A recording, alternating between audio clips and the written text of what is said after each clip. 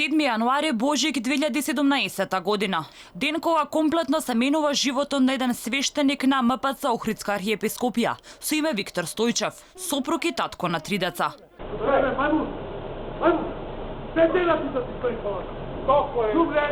Скандалозната случка која се уште нема правна разрешница, а започнува на денот на Христовото раѓање. Својата кулминација доживува околу 18 часот, кога таткото на прво осомничениот дворекет, Боки 13, односно Миле Јовановски, влегува во дворот на свештеникот и физички го напаѓа додека свештеникот е во својот автомобил зад воланот.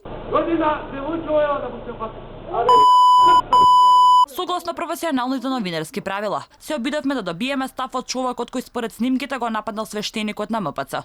Откако неколку пати безуспешно се обидувавме да го добиеме по телефон, Алфа вчера отиде во домот на Миле Јовановски со надежда дека ќе добиеме одговор од него што всушност се случило, но на соработка не наидовме.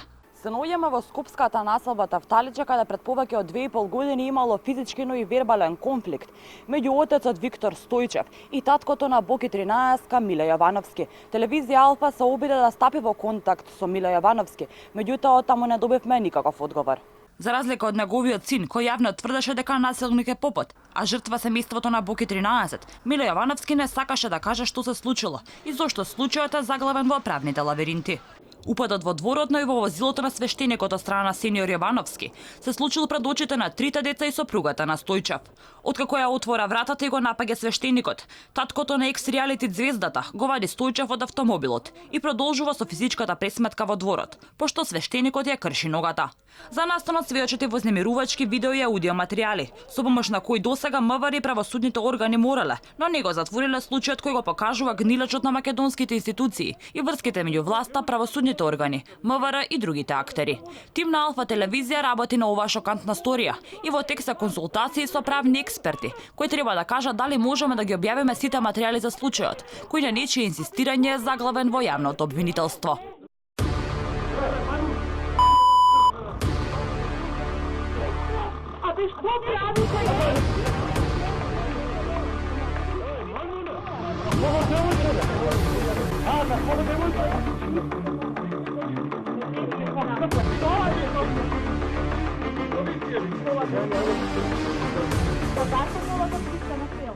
На физичката пресметка во таа студена јануарска вечер и претходи вербална расправа околу паркинг простор.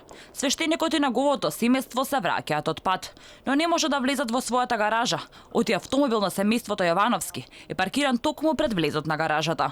Свештеникот со сирена 3 пати алармира дека патот му е блокиран, пошто од куќата спроти него излегува Боки 13 и веднаш започнува да го навредува свештеникот. Зошто бе, господине? Мајмуне, ќе ти избукам колата. По навредите, свештеникот со смирен тон му одговара на Боки 13 дека нема потреба од тоа, пошто откако е поместен автомобилот, свештеникот се паркира во гаражата.